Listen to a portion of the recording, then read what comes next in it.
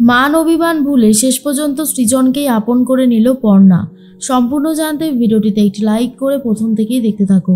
গল্পের শুরুতেই দেখা যায় কোনোভাবেই সৃজনের গাড়িতে যেতে চায় না পর্ণা, আর বলে, না সৃজন, আজ আমি একাই চলে যেতে পারবো।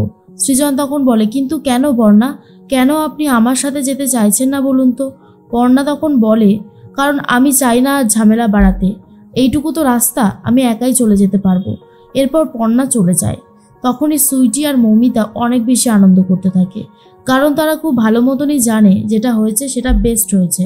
সৃজনের কাছ থেকে পর্ণাকে দূরে রাখার জন্যই তারা এই আইডিয়াটা বার করেছিল, আর এটা যে এইভাবে কাজ করে যাবে সেটা স্বপ্নেও ভাবতে পারিনি। তার মধ্যেই পর্ণা তো চলে এসেছে অফিসে। পর্ণাকে অফিসে দেখার পরেই সুরভিদি বলে, কি ব্যাপার পর্ণা, আমি যতদিন থেকে তোমায় দেখছি তোমার শাড়ির আঁচল থেকে শুরু করে চুল টিপ সবই ঠিকঠাক জায়গাতে সেট হয়ে থাকে, আজ আবার কি হলো যে অগোছলা হয়ে গেছে সব কিছুই? এরপরেই পর্ণা বলে, আসলে সুরভিদি, এই অটো বাসে চড়ে আসতে হলে এইটুকু তো হবেই, আর কিছু করারও থাকে না। তখনই সুরভিদি বলে, কেন, সৃজন দত্তের পক্ষীরাজ কোথায়? আর তখনই পর্ণা বলে, কেন বলো তো, আমি তো একটা আলাদা রকমের আলাদা মানুষ, আমি আসতে পারি না নাকি? আমার হাত পা তো সবই আছে, আমি নিজে থেকেই এলাম, আজকে আর সৃজনের গাড়িতে আসিনি। কথাটা শোনার পরেই সুরভিদির মনে হয় পর্ণা হয়তো একটু ডিস্টার্ব আছে, সেই জন্য কথা না বাড়িয়ে সরে পড়ে। এরপরে পর্ণার খারাপ লাগে। পর্ণা আবারও সুরভিদির কাছে গিয়ে বলে, সুরভিদি, আমি ভালো মতন বুঝতে পারছি তোমার খুব খারাপ লেগেছে কথাটা শুনে, কিন্তু আসলে আমি না আজকে খুবই বিধ্বস্ত হয়ে গেছি, এতটা জার্নি তো করি না খুব একটা, তো আজকে করেছি বলে একটু অস্বস্তিতে পড়ে গেছিলাম, প্লিজ আমাকে ক্ষমা করে দিও। সুরভিদি বলে, না না পর্ণা, ইটস ওকে, তেমন কিছুই হয়নি, মানুষের এক একটা দিন থাকে যেদিন সব কিছুই একটু অন্যরকমের হয়ে থাকে। তো যাই হোক, তোমার কি কোনো প্রবলেম হয়েছে, সৃজন দত্তের শরীর ভালো আছে তো?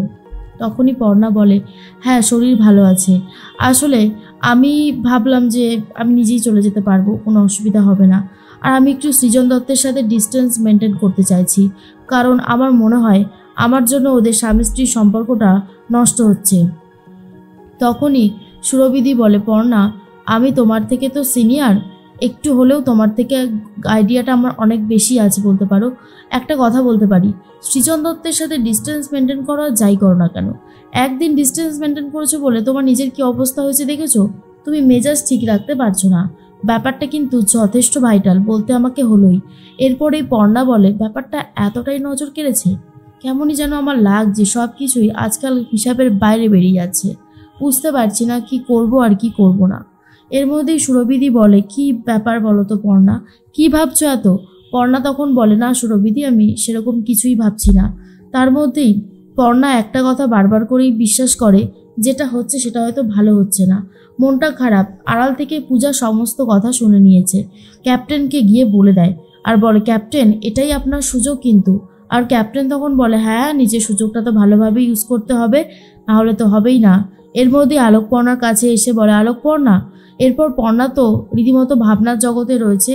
এরপর অভিমন্যু আরও একবার ডাকে, আর তখনই আলোকপর্ণা বলে, ও ক্যাপ্টেন, আপনি বলুন কি হয়েছে? আর ক্যাপ্টেন তখন বলে, কি হয়েছে বলো তো, তোমাকে দেখে মনে হচ্ছে তোমার ভালো লাগছে না কিছুই। আলোকপর্ণা বলে, আসলে হ্যাঁ, অনেক কিছুই তো চলছিল মনের মধ্যে, সেজন্যই। না না ঠিক আছে। এরপরেই ক্যাপ্টেন বলে, কি হয়েছে আমাকে খুলে বলো, না হলে আমি বুঝবো কি করে? আর পর্ণা তখন বলে, তেমন কিছুই হয়নি, হলে তো নিশ্চয়ই আপনাকে বলতাম। এর মধ্যেই ক্যাপ্টেন মনে মনে ভাবে, তোমার যে কি হয়েছে সেটা তো আমি জানি, আর তোমার কাছ থেকেই আমি ঠিক সত্যিটা বার করে তবেই ছাড়বো যে তোমার কি হয়েছে আর কি হয়নি। অন্যদিকে মনে মনে একটা কথাই ভাবতে থাকে ঈশা, যে যেভাবেই হোক না কেন সৃজন আর পর্ণার খুঁটিটা যদি আলগা করে দেওয়া যেত তাহলে ওদের আলাদা করতে অনেক বেশি সুবিধা হতো। এর মধ্যেই সুইটি আর মৌমিতা ফোন করেছে, ঈশাকে বলে সৃজন আর পর্ণার পুরো ব্যাপারটা। তখনই ঈশা বলে, সত্যি এমন কিছু হয়েছে? তাহলে তো খুব ভালোই হয়েছে।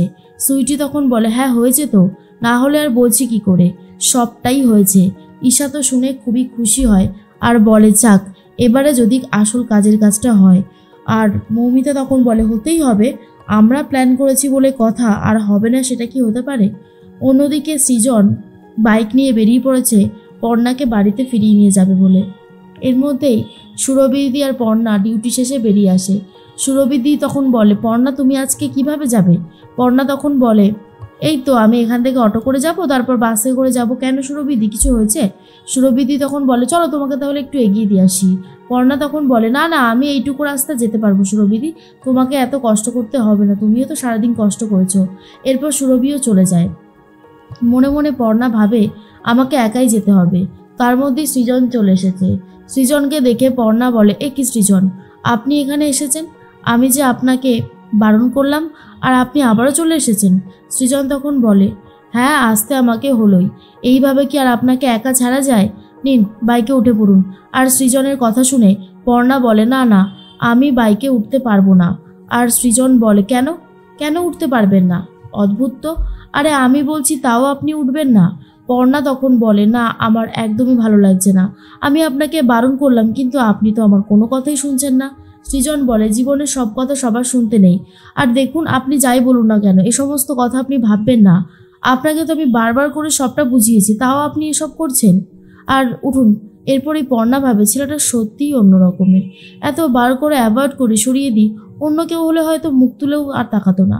আর সৃজন ঠিক আমাকে নিতে আবারও চলে এসেছে, তাই সৃজনকে আমি বারবার অপমানও করতে পারি না। আমার খুব খারাপই লাগে, কিন্তু কিছু কিছু ক্ষেত্রে কিছু করবার মতনও থাকে না। এর মধ্যেই পর্ণা বাইকে উঠে পড়েছে আর সৃজন তখন গাড়িটা চালাতে থাকে আর বলে, পর্ণা তুমি আমাকে যতই অ্যাভয়েড করো না কেন, আমি তোমার হাত এত সহজে ছাড়ছি না, আমি তোমার হাত ধরে রাখবো শক্ত করে। এর মধ্যেই দেখা যায় জেঠু বাড়িতে চলে গেছে। বাড়িতে গিয়ে দেখে চারিদিকটা অন্ধকার। মৌমিতা আর সুইটি নাচ প্র্যাকটিস করতে থাকে আর এমন নাচ প্র্যাকটিস করে যেটা দেখার পরেই জেঠু ভয় পেয়ে যায় আর চিৎকার করতে থাকে। তারপরেই সবাই নিচে এসে দেখে চারিদিকটা অন্ধকার। তারপরেই রুচিরা লাইট জ্বালিয়ে দেয় আর বলে, এসব তুমি কি করছিলে? হ্যাঁ দিদি, তুমি জানো না সন্ধ্যাবেলা এইরকমভাবে লাইট নিভিয়ে রাখতে নেই? আর তখনই মৌমিতা বলে, আমরা তো নাচ প্র্যাকটিস করছিলাম। জেঠু তখন বলে, হ্যাঁ অন্যকে ভয় দিয়ে নাচ প্র্যাকটিস করা হচ্ছে এখন, একদম বুদ্ধি নেই কিছু নেই। এই যদি মেয়ে মানুষ না হতে না, আমি না একবারে চড়িয়ে গাল লাল করে দিতাম। ঠিক তখনই ঠাম্মি বলে, তুই না হয় পারবি না, আমি তো পারবো, আমি এখনই ওদেরকে একটা শাস্তি দেব। এর মধ্যেই মৌমিতা বলে, শাস্তি কেন দেবে ঠাম্মি? আমরা তো নাচ প্র্যাকটিস করছিলাম, নাচ প্র্যাকটিস করেছি বলে এখন শাস্তি পেতে হবে?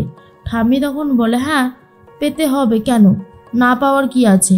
শোনো, তোমরা দুজনে এখন 50 বার করে কান ধরে উঠবোস করো। আর এটা শোনার পর তো সুইটি আর মৌমিতা দুজন মিলে কান ধরে উঠবোস করা শুরু করে দিয়েছে, যা দেখার পরেই সবাই রীতিমতো হাসাহাসি করতে থাকে। সুইটি তখন বলে, দূর, এখন শেষ পর্যন্ত নাকি এই বয়সে কান ধরে উঠবোস করতে হচ্ছে, আর ভালো লাগে না, কি যে করি, বলে আবারও শুরু করে দেয় কান ধরে উঠবোস করা।